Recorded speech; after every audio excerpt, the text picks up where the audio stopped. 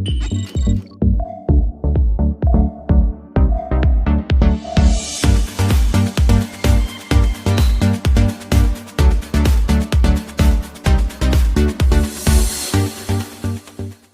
मुनियों और भारतवासियों की भूमि। भारत एक रहस्यमय देश है। यदि धर्म कहीं है तो सिर्फ यही है, यदि संत कहीं हैं तो सिर्फ यही हैं। माना कि आजकल धर्म अधर्म की राह पर चल पड़ा है, माना कि अब नकली संतों की भरमार है, फिर भी यहाँ की भूमि ही धर्म और संत हैं। भारत के 10 रहस्यमय मंदिर। एक बार ओशो ने जानकारी दी थी कि 1937 में तिब्बत और चीन के बीच बोकाना पर्वत की एक गुफा में 716 पत्थर के रिकॉर्ड मिले हैं। पत्थर के आकार में वे रिकॉर्ड हैं महावीर से 10,000 साल पुराने, यानी आज से कई 13,500 साल पुराने।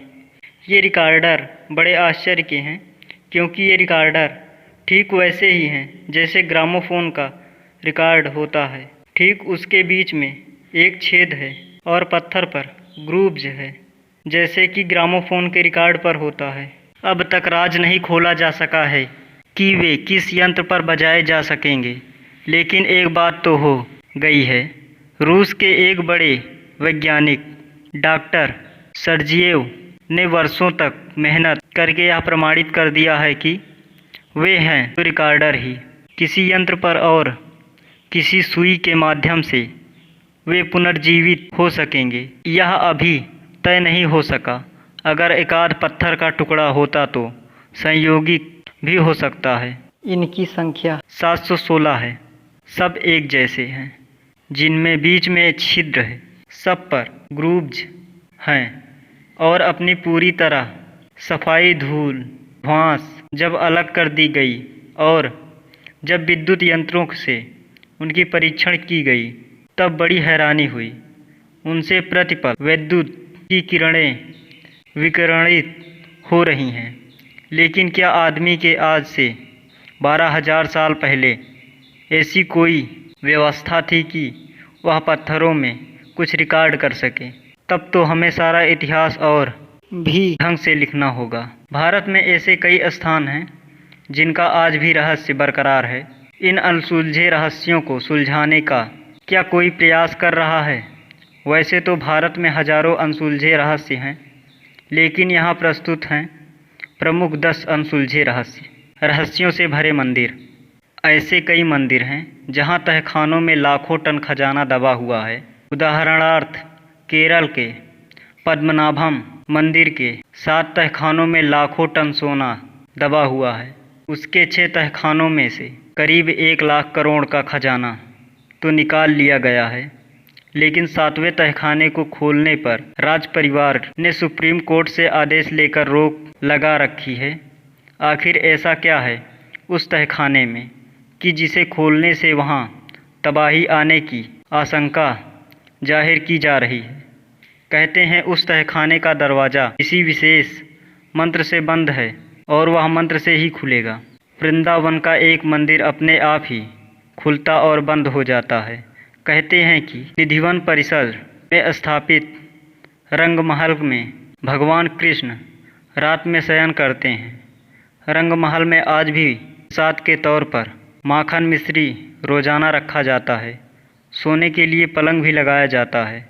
सुबह जब आप इन बिस्तरों को देखेंगे तो साफ पता चलेगा कि रात में यहाँ जरूर कोई सोया था और प्रसाद भी ग्रहण कर चुका है।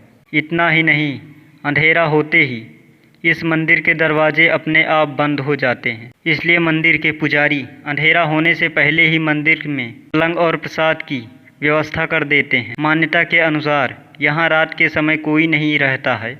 इंसान छोड़िए, पशु पक्षी भी नहीं। ऐसा बरसों से लोग देखते आए हैं, लेकिन रहस्य के पीछे का सच धार्मिक मान्यताओं के सामने छुप सा गया है। यहाँ के लोगों का मानना है कि अगर कोई व्यक्ति इस परिसर में रात में रुक जाता है तो वह तमाम सांसारिक बंधनों से मुक्त होकर मृत्यु को प्राप्त हो जाता है। अश्वत्थामा। महाभारत के अश्वत्थामा याद हैं आपको? कहा जाता है कि अश्वत्थामा का वजूद आज भी है। दरअसल पौराणिक मान्यताओं के अनुसार अपने पिता की मृत्यु का बदला लेने निकले अश्वत्थामा को उनकी एक चूक भारी पड़ी और भगवान श्री कृष्ण ने उन्हें युगों युगों तक भटकने का श्राप दे दिया।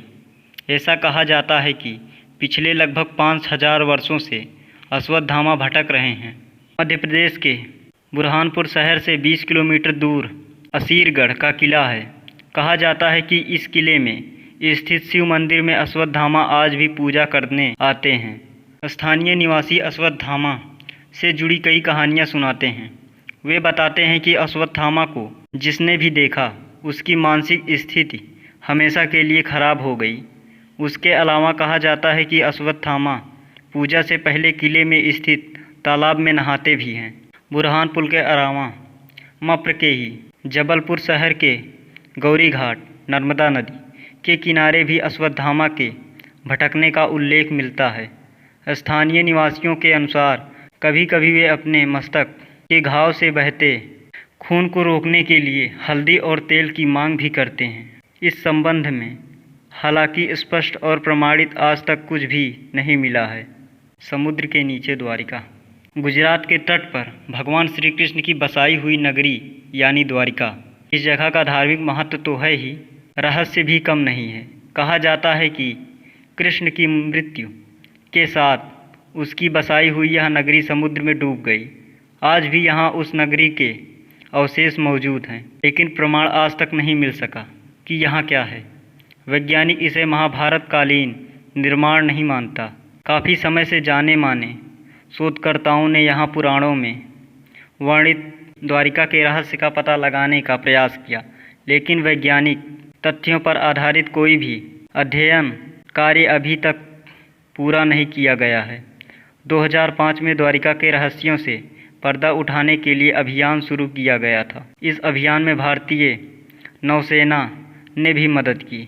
अभियान के दौरान समुद्र की गहराई में कटे छटे पत्थर मिले और यहाँ से लगभग 200 अन्य नमूने भी एकत्र किए, लेकिन आज तक यह तय नहीं हो पाया कि यह वही नगरी है अथवा नहीं जिसे भगवान श्री कृष्ण ने बसाया था।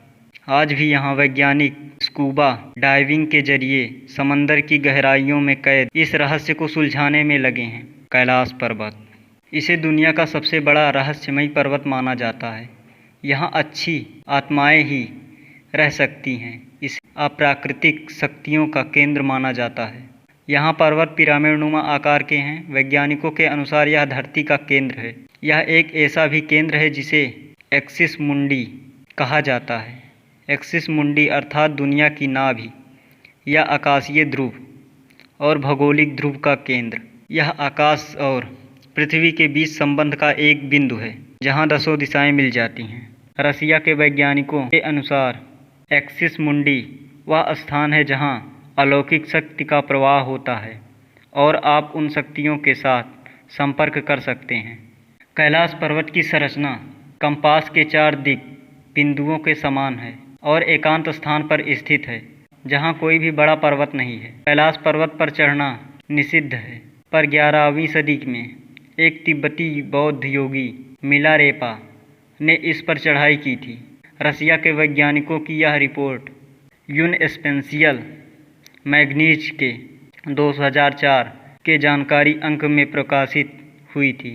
कैलाश पर्वत 4 महान नदियों के स्रोत से घिरा है, सिंधु, ब्रह्मपुत्र, सतलुज और कर्णाली या घाघरा, तथा 2 सरोवर इसके आधार हैं। पहला मानसरोवर जो दुनिया की शुद्ध पानी की उच्चतम झीलों में से एक है और जिसका आकार सूर्य के समान है, तथा राक्षस झील जो दुनिया के खारे पानी की उच्चतम झीलों में से एक है और इसका आकार चंद्र के समान है।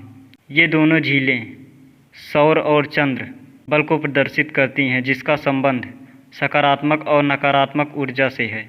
सोन भंडार गुफा बिहार के राजगीर में छुपा है।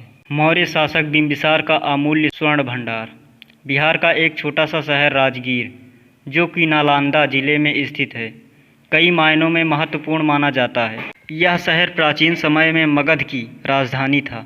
यहीं पर भगवान बुद्ध ने मगध के सम्राट बिंबिसार को धर्मोपदेश दिया था। यह शहर बुद्ध से जुड़े स्मारकों के लिए विशेष रूप से जाना जाता है।